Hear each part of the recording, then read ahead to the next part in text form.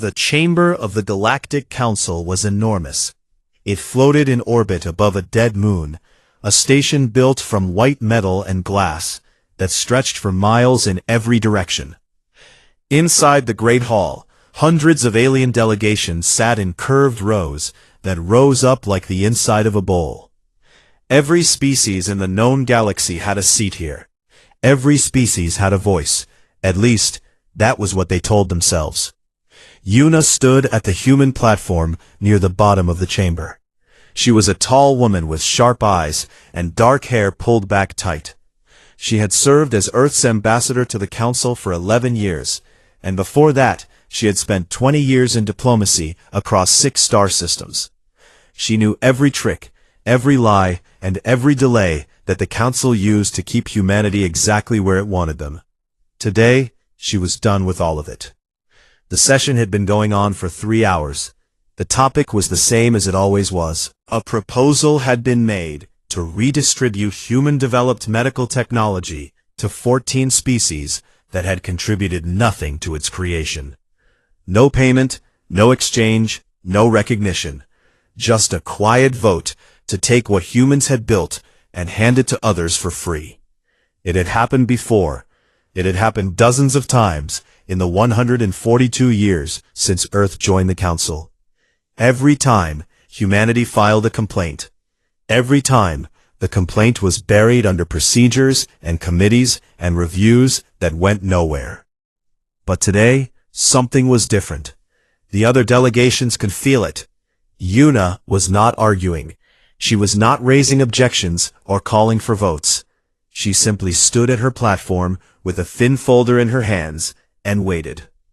When the debate finally paused and the Grand Legate called for further comments, Yuna stepped forward. Grand Legate Orvan sat at the highest point of the chamber.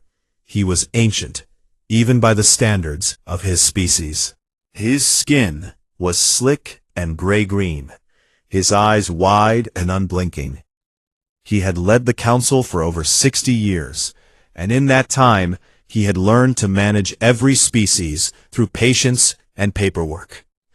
He looked down at Yuna and gestured for her to speak, expecting the usual protest. Yuna opened the folder. She did not raise her voice. She did not show anger. She simply began to read. She read out dates. She read out treaty numbers. She read out the names of agreements that the Council had signed with Earth and then quietly broken. She read out records of backroom deals where alien delegations had agreed in secret to block human petitions before they ever reached a vote. She read out communications between Council officials that proved humanity had been deliberately kept weak, deliberately overtaxed, and deliberately used as frontline soldiers in wars that only protected alien trade routes. The chamber went very quiet. She read for 20 minutes. Every document was verified. She had spent years collecting this evidence, and she laid it out with the calm patience of someone who had already made up her mind long ago. When she finished reading, she closed the folder and looked up at the Grand Legate. Earth recalls every ambassador, every attaché, every aid worker, and every soldier stationed beyond our borders, she said.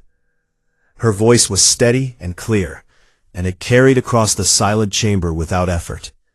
Effective immediately, humanity withdraws from the Galactic Council. All treaties between Earth and this body are void. All borders are closed. You will not hear from us again unless you give us a reason to speak. She placed the Earth delegation's council seal on the podium. It was a small metal disc, engraved with the image of a blue planet. She set it down gently, as if laying something to rest. Then she turned and walked toward the exit. Behind her, every human in the chamber stood and followed. 36 diplomats, aides, and staff walked out in perfect silence. Not one of them looked back. For a long moment, nobody moved. Then the chamber erupted. Commander Dressy of the Velith Dominion was the first to laugh. He was a broad, armored figure with 4 arms and a face like cracked stone. His species had the largest military fleet in the Council, and he had never respected humans. He leaned back in his seat and made a sound that passed for amusement among his kind. "Let them go," he said loudly enough for everyone to hear.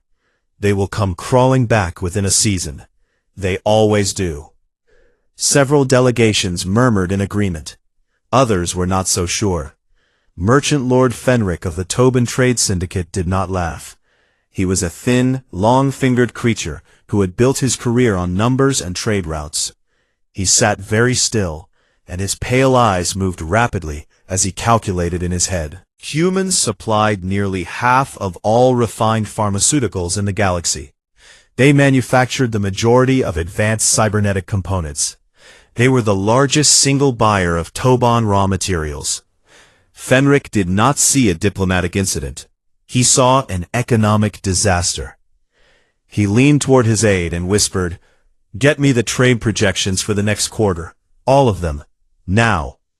At the far edge of the chamber, in a small seat reserved for minor species, Observer Illy of the Shale Collective sat motionless. Illy was an insectoid, small and quiet, with dark compound eyes that reflected the light of the chamber. Illy had spoken very little in council sessions over the years, but had watched everything. When the laughter and shouting filled the room, Illy simply stood and left through a side door without a word. Within the hour, Illy had sent a coded message to every shale colony near human space. The message was simple: pull back, do not provoke, do not engage.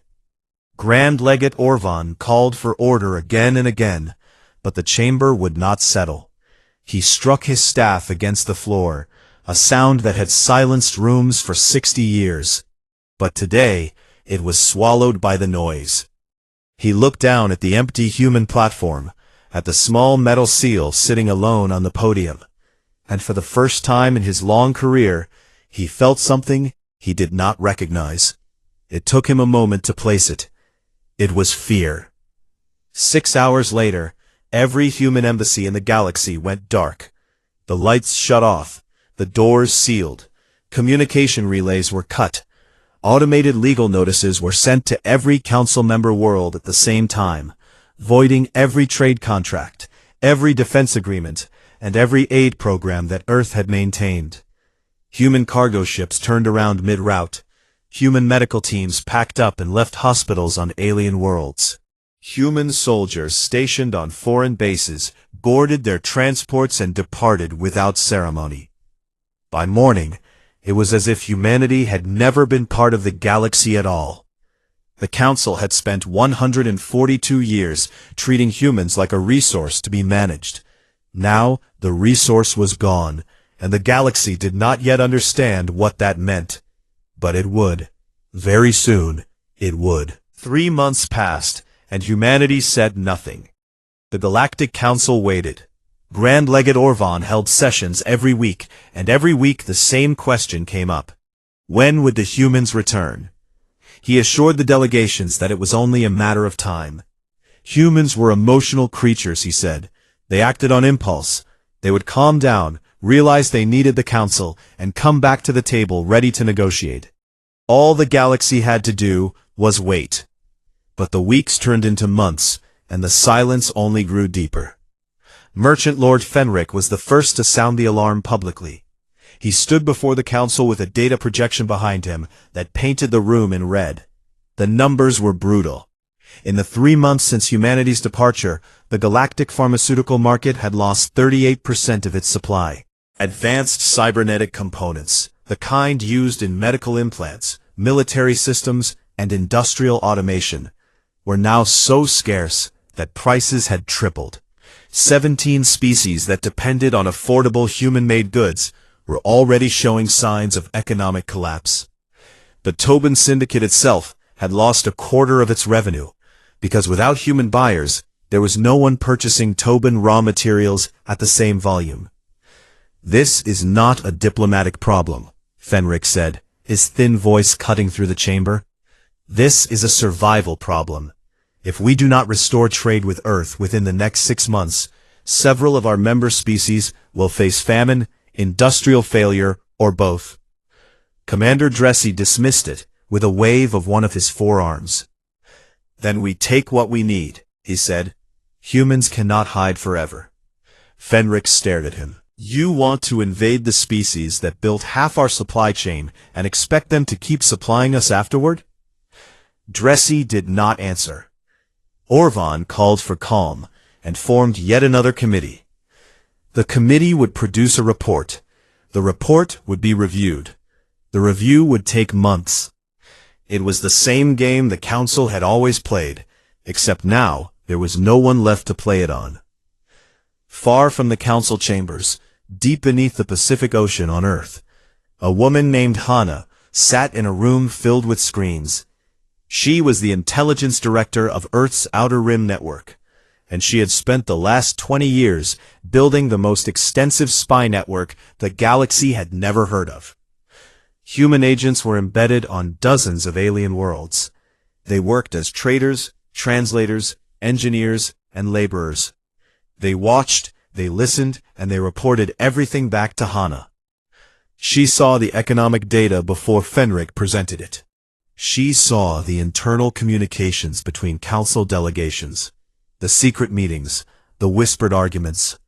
She watched as species that had once been allies began to fight over the resources that humanity used to provide freely.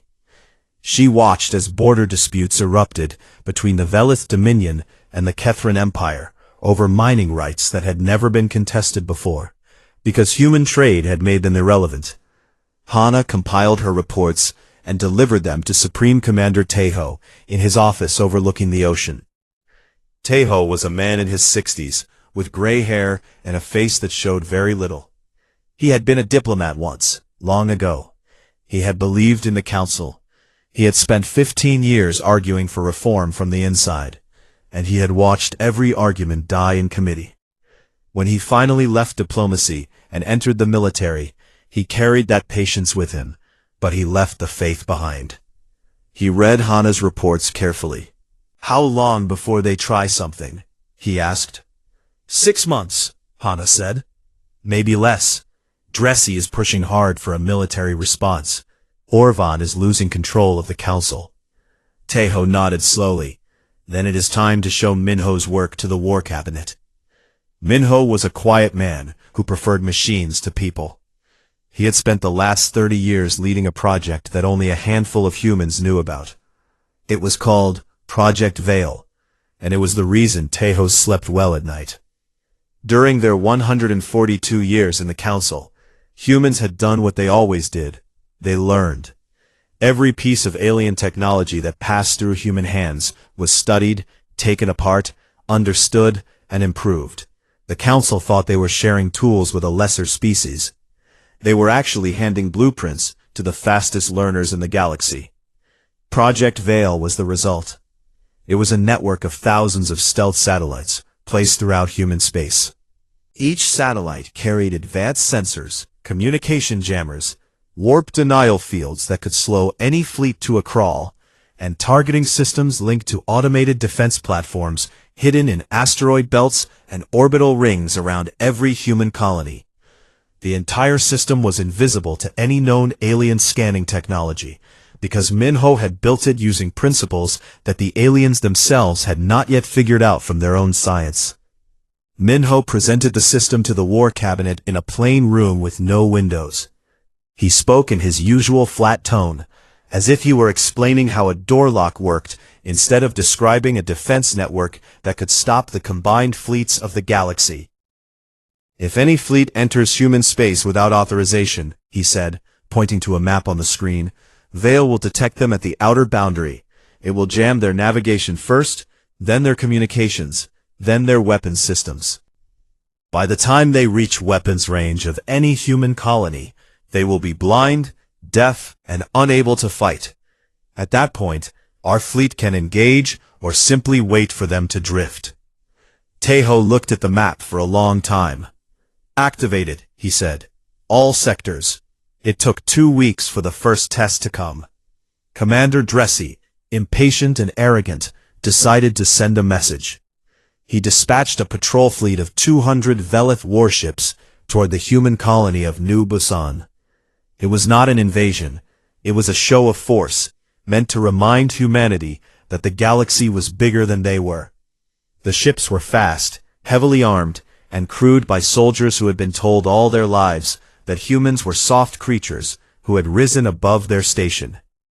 The fleet entered the outer edge of human space at full speed. For the first few minutes, nothing happened. Then, all at once, every screen on every ship went dark. Navigation systems spun uselessly. Communication channels filled with static. Weapons systems locked and refused to respond. 200 warships, each one capable of leveling a city, drifted through empty space like dead fish in a current. They floated like that for 14 hours. No one came. No one spoke to them. The crews sat in darkness and silence, and for the first time in their lives, they understood what it felt like to be completely helpless. Then a single human ship appeared. It decloaked off the port side of the Velith flagship, like a shadow peeling away from the dark. It was the ESS Guangato, commanded by a young captain named Jaewon. He was 31 years old, with steady hands and a voice that carried no emotion when he opened the communication channel. "You are in human space," Jaewon said. "Leave, or be left."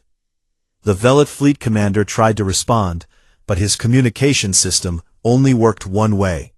He could hear Jaewon, but he could not reply. All he could do was order his ships to turn around using manual controls.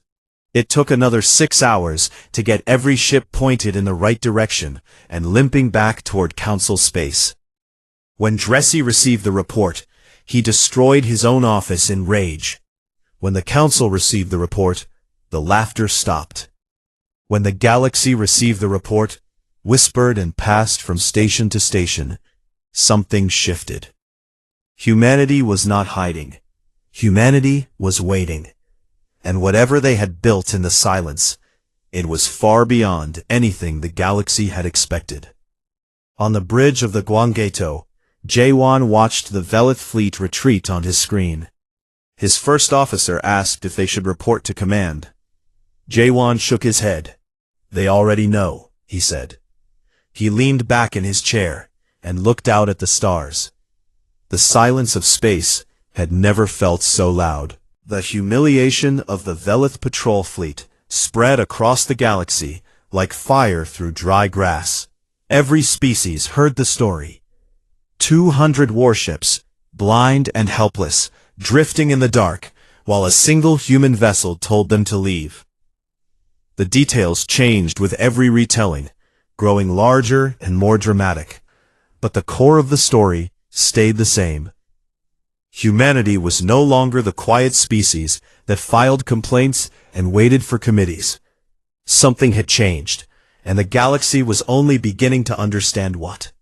Grand Legate Orvan convened an emergency summit at Aegis Prime. Every major delegation was ordered to attend. The chamber that had once buzzed with routine debates now carried the weight of genuine crisis. Orvan stood at his podium and looked out at the assembled species, and for the first time in decades, he did not have a plan. Commander Dressy spoke first, as he always did when he was angry. He stood at the Velith platform, with his forearms crossed and his voice like grinding stone. "This is simple," he said. "Humanity has attacked a sovereign fleet of the Velith Dominion. This is an act of war. I call for a combined military response from every council member. We assemble the largest fleet this galaxy has ever seen. We go to Earth, and we remind these creatures who built this council." The chamber murmured. Some delegations nodded. Others shifted uncomfortably. Merchant Lord Fenric rose from his seat with the slow care of someone who knows that every word costs money. "Commander, your fleet entered their space uninvited. They did not destroy a single ship. They did not kill a single soldier. They turned your lights off and told you to go home. If that is an act of war, then I suggest we reconsider our definition of the word." Dressy turned on him. "You are a merchant. You know nothing about war." "I know what it costs," Fenric replied quietly. And I know we cannot afford it. The argument went back and forth for hours. Dressy demanded blood. Fenric demanded caution. Smaller delegations tried to speak, but were drowned out by the two loudest voices in the room. Orvan attempted to steer the discussion toward a diplomatic solution, but he had no leverage. Humanity had cut every line of communication.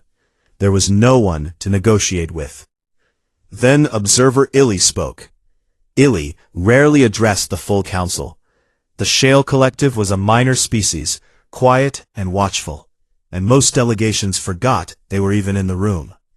But when Illy's thin, clicking voice rose from the far side of the chamber, something about its tone made everyone stop. In 142 years, Illy said, no species has defeated humans in a ground engagement. No species has won a space battle against a human fleet when the humans were prepared. No species has outperformed humans in a trade negotiation where they were fully committed. You use them as soldiers because they were better at fighting than you. You use them as suppliers because they were better at building than you. And now you are surprised that they are better at leaving than you. Illy paused. If you send a fleet to Earth, you will not come back. That is not a threat. That is arithmetic. The chamber was silent. Dressy glared at Illy but said nothing. The vote was called. It was a deadlock, split evenly between those who wanted war and those who wanted to wait. Orvan declared the summit adjourned with no resolution. The council, for the first time in its history, had failed to make a decision. Within weeks, cracks that had been forming beneath the surface finally broke through. 3 species made their move. The Shale Collective, the Perrin League, and the Goss Freeholds each sent encrypted messages to Earth through channels that bypassed the Council entirely. They were not large or powerful species. They had survived in the Council by being useful and staying quiet. But they had also watched more carefully than anyone, and they understood something the larger powers did not. The old order was already dead. The only question was what would replace it. Hana intercepted all 3 messages within minutes of their transmission. She verified the senders, checked for traps, and brought them to Tejo. He read each one carefully. The requests were similar. Each species wanted to establish independent trade agreements with Earth, outside the Council framework. They were not asking for charity. They were asking for partnership. Tejo sat with the messages for a long time. Yuna, who had returned to Earth after her departure from the Council, and now served as Tejo's chief diplomatic advisor, sat across from him. They are scared, she said, but they are also sincere. They saw what the Council really was long before we left. Tejo nodded. We will trade with them, but on our terms. Equal treaties, mutual defense, full recognition of sovereignty on both sides. If they want to deal with Earth, they deal with Earth as an equal, not as a resource. Yuna allowed herself a small smile. I will draft the agreements. The 3 species accepted every condition within days.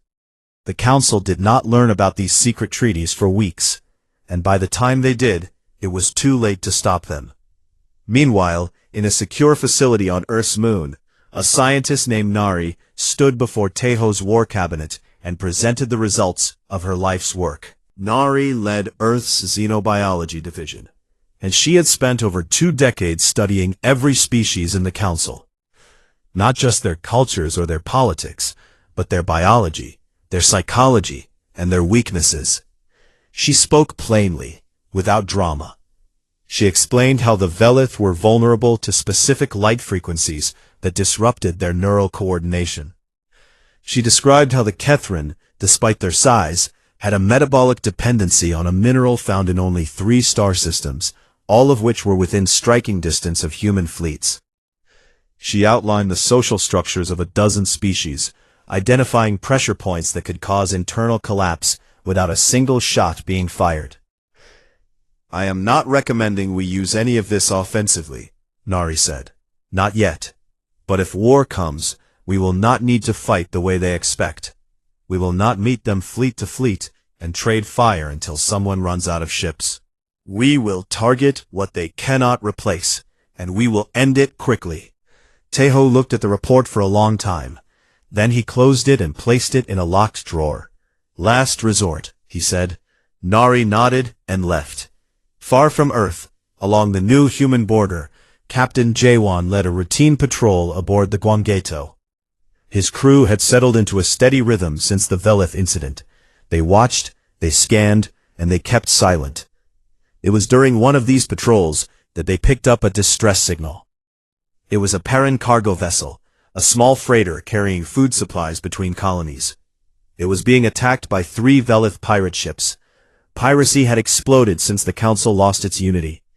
Without human trade stabilizing the economy, desperate groups had turned to raiding, and the Velith military was too busy preparing for a war it had not yet started to police its own people. Jaewon did not hesitate.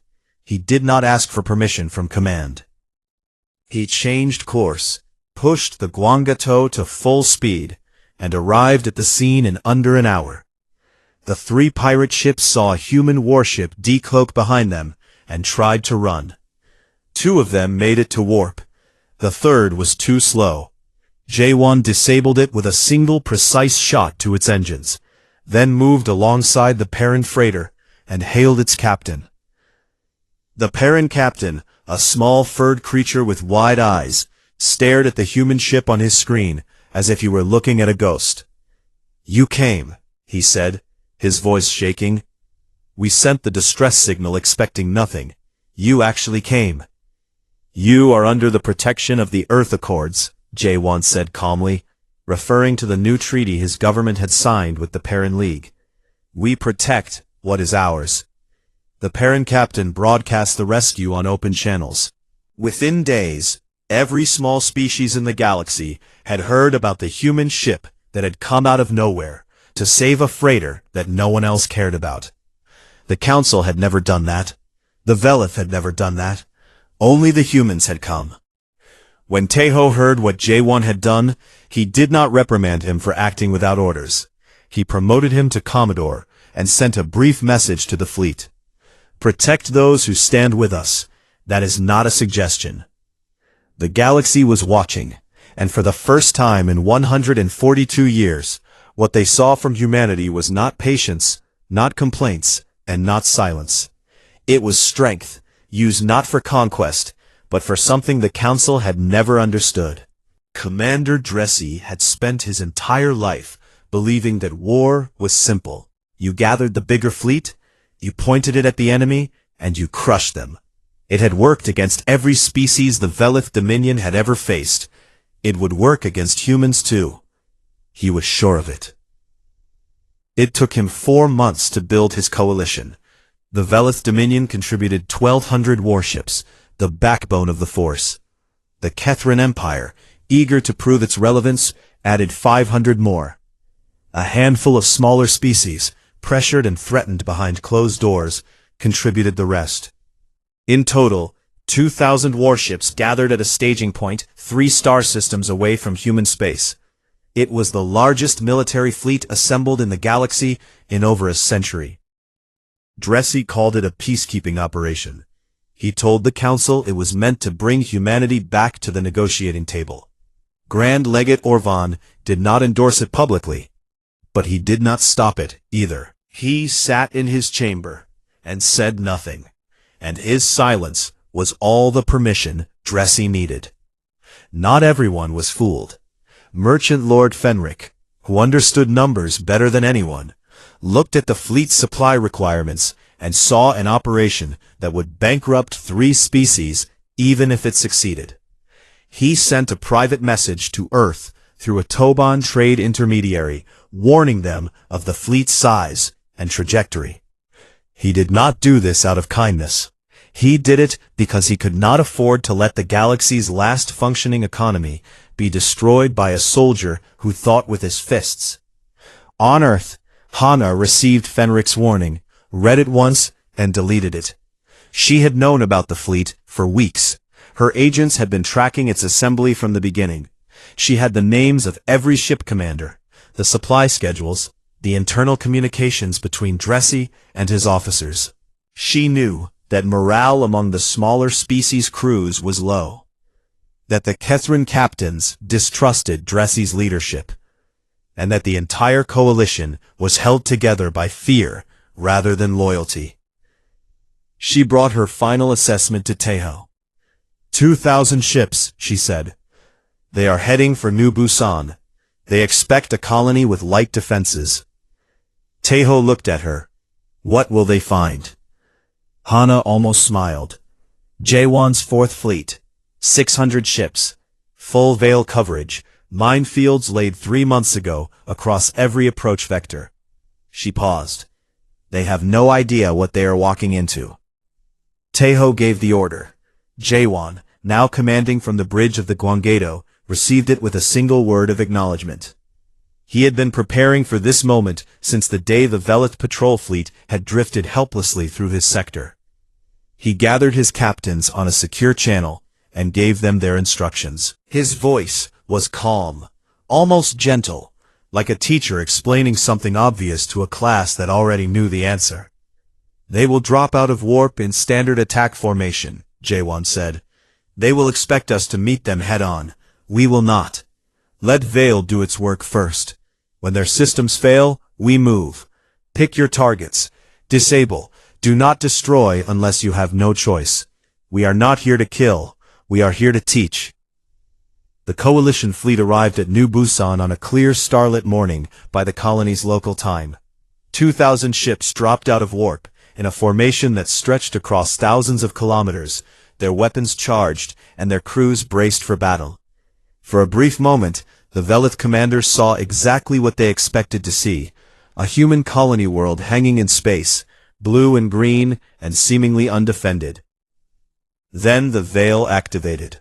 Every ship in the coalition fleet lost its positioning data at the same moment. Stars shifted on their screens. Coordinates became meaningless. Ships that had been flying in tight formation suddenly had no idea where their neighbors were. Collisions were avoided only because automatic proximity alarms still functioned. But those too began to flicker and fail. Next came communications. The fleet's command channel dissolved into noise. Dressy, aboard his flagship, shouted orders that no one received. Individual ships tried to signal each other using backup systems, but the backup systems had been designed by species that had never imagined someone could jam every frequency simultaneously. Minho had imagined it. Minho had built it. Then the weapons went silent. Targeting systems locked. Missile bays refused to open. Energy cannons powered down and would not restart. 2,000 warships, the most powerful fleet the galaxy had assembled in a century, became 2,000 metal boxes drifting through space. And then, from the darkness, the human fleet appeared. 600 ships decloaked in a ring around the coalition fleet. They were smaller than the Velith warships, sleeker and faster, and they moved with a coordination that looked almost beautiful. Every human ship knew exactly where every enemy ship was. Their targeting was precise. Their movements were guided by an AI-assisted tactical network that processed battlefield data faster than any living crew could react. Jaewon gave the order, and the battle began. It was not the grinding ship-to-ship exchange that the Velith had prepared for. It was surgical. Human ships moved through the blind, silent coalition fleet like wolves through a herd of lost animals. They targeted engines first, then weapon systems, then shield generators. They aimed to stop. Some coalition ships managed to restore partial systems and fight back. The Kethrin heavy cruisers, built with redundant power cores, got their weapons online and opened fire. Jaewon lost 12 ships in the first exchange with them. But the Kethrin captains were firing without sensors, aiming by sight through their viewports, and human ships were already moving to new positions before the shots arrived. Within 2 hours, the Kethrin resistance collapsed. The smaller species ships surrendered almost immediately. Their crews had never wanted to be there. They powered down willingly and waited. The Velith fought the longest. Their warriors were proud, and Dressy's rage burned through the fleet even without communications. Individual Velith captains made desperate charges, trying to ram human ships when their weapons failed. Some succeeded. J1 lost 26 ships to ramming attacks alone, but each charge was met by 3 human vessels that disabled the attacker before it could reach its target. 9 hours after it began, the battle was over. The coalition fleet was shattered. 1,400 ships were disabled. The remaining 600 have retreated into warp the moment they managed to restore basic navigation. Dressy's flagship was among the disabled, its engines dead, and its hull breached in 3 places. Alien soldiers who had come to conquer humanity were carried into human medical bays and treated by human doctors. Velith warriors with shattered bones were stabilized. Kethrin officers with radiation burns were given care. Crews from the smaller species were fed, given water, and told they would be sent home. Tejo broadcast a message to the entire galaxy. Every relay, every station, every communication network carried his voice. We did not seek this war. We will not continue it. Every survivor will be returned to their homeworld unharmed. But let this be understood clearly. Humanity asked for peace, and you brought a fleet. We gave you mercy today. The next fleet will not receive the same. The message reached every world in Council space within hours. On the Velith homeworld, crowds watched in stunned silence. On a dozen smaller worlds, governments quietly sent messages recalling their ships from the coalition. Grand Legate Orvan received the message alone in his chamber. He watched the casualty reports scroll across his screen. He saw the images of human medical teams treating alien wounded. He saw the faces of soldiers who had been rescued by the very species they had been sent to destroy. He understood, finally, what he had done. Not just today, but over 142 years. The Council had not lost humanity because humans were weak or emotional or impulsive. They had lost humanity because the Council had needed them more than it had ever been willing to admit, and instead of treating them as partners, it had treated them as tools. Dressy was recalled to the Velith homeworld in disgrace. The Velith Dominion sued for an independent ceasefire with Earth, bypassing the Council entirely. Within a week, the coalition had dissolved completely. The Galactic Council, as a unified governing body, had effectively ceased to function. And in the silence that followed, the galaxy waited to see what humanity would do next. 6 months after the Battle of New Busan, a ship carrying Merchant Lord Fenric of the Toban Trade Syndicate entered Earth's atmosphere and landed in Seoul. It was raining that morning, a soft gray rain that turned the city into a mirror of reflected lights. Fenric stepped off his ship and onto human soil for the first time in his life. He looked up at the sky, felt the rain on his thin skin, and said nothing for a long time. A human aide offered him an umbrella. He took it. He was not the only one who came. Over the following days, delegations arrived from 12 species. The Shale Collective sent observer Illy, who arrived quietly and without ceremony, as was their way. The Perrin League sent their prime speaker, a small furred woman named Tella, who had personally received Jaewon's rescue transmission months earlier.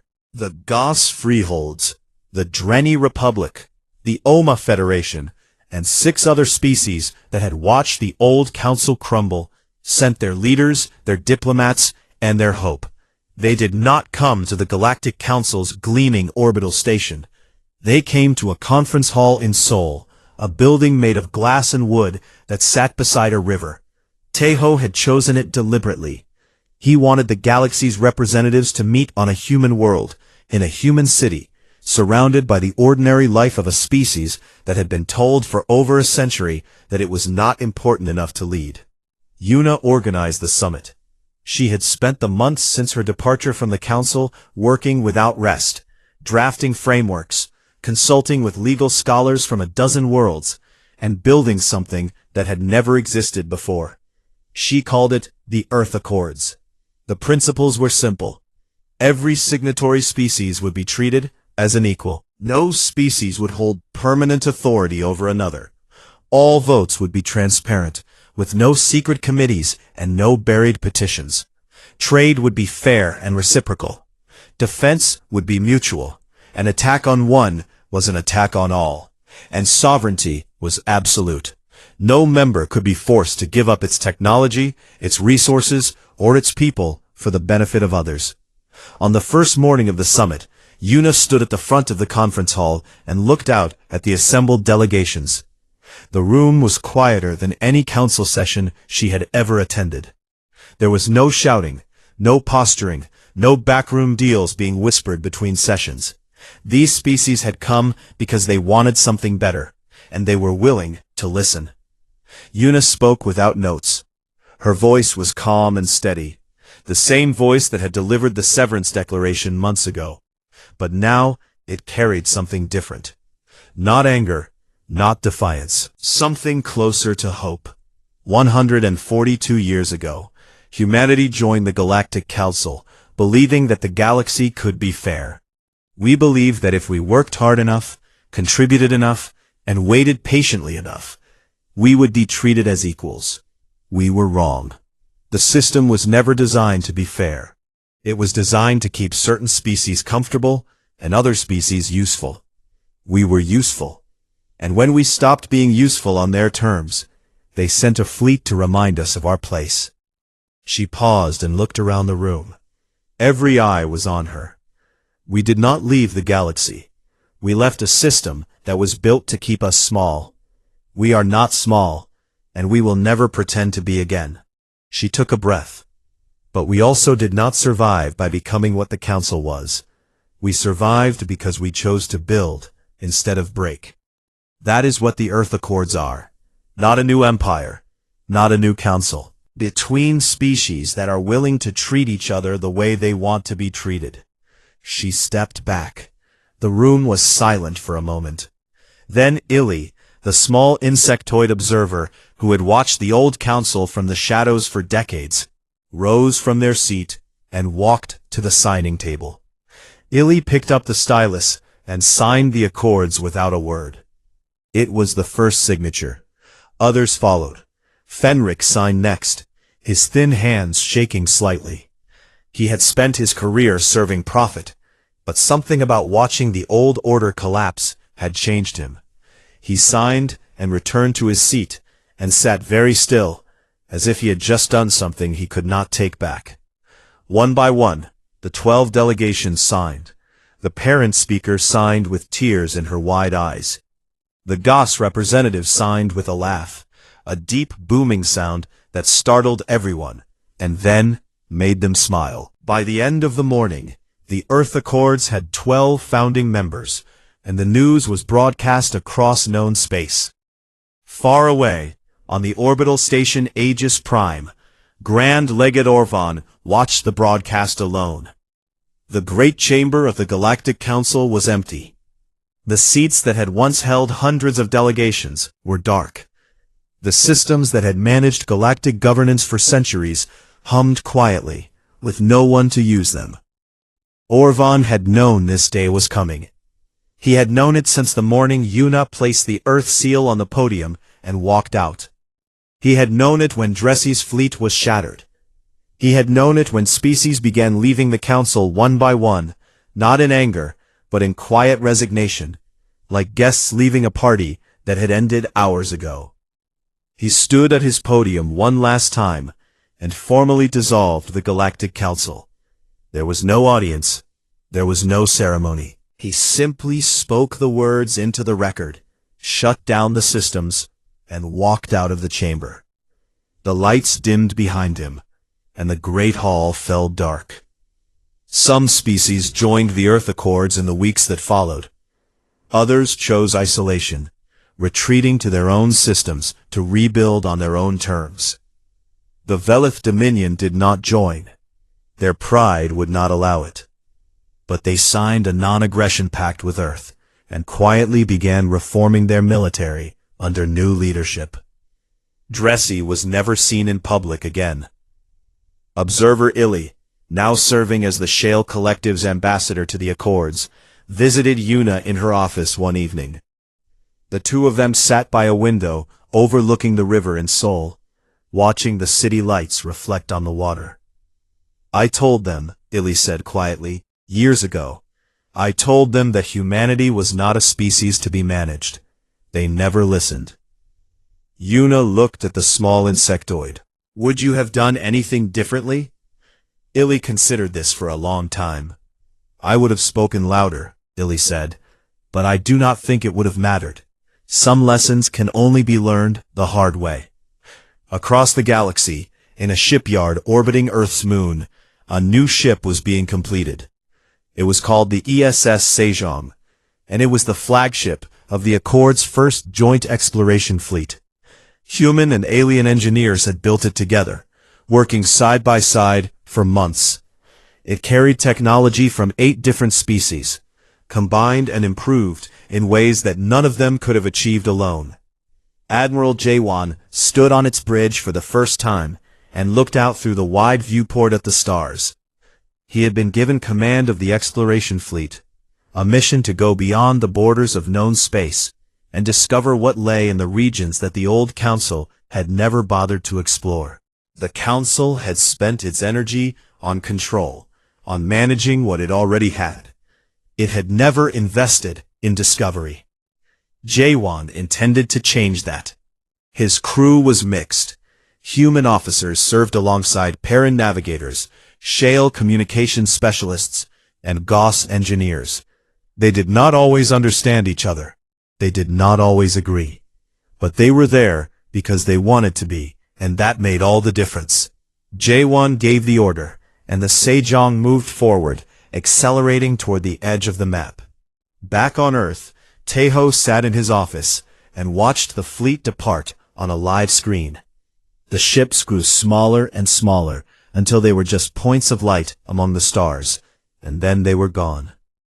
Hana entered the room and stood beside him. She watched the empty screen for a moment. "Do you think the Accords will hold?" she asked. He thought about the 142 years humanity had spent inside a system that was designed to use them. He thought about the silence after they left, the fear in Orvan's eyes, the sound of 2,000 ships drifting blind in the dark. He thought about human doctors treating alien soldiers on a battlefield, and 12 species signing a piece of paper in a glass building beside a river. "It will hold," he said finally, "as long as we remember what it cost to build. The day we forget, we become them." He turned off the screen, stood up from his chair, and walked to his desk. There was work to be done. There was always work to be done. But, for the first time in a very long time, the work felt like it was building something worth keeping. Outside the window, the stars shone in the dark, and somewhere among them, a fleet of ships carrying the hopes of a dozen species flew toward the unknown, guided by a species that the galaxy had once dismissed as unimportant. The galaxy would not make that mistake again.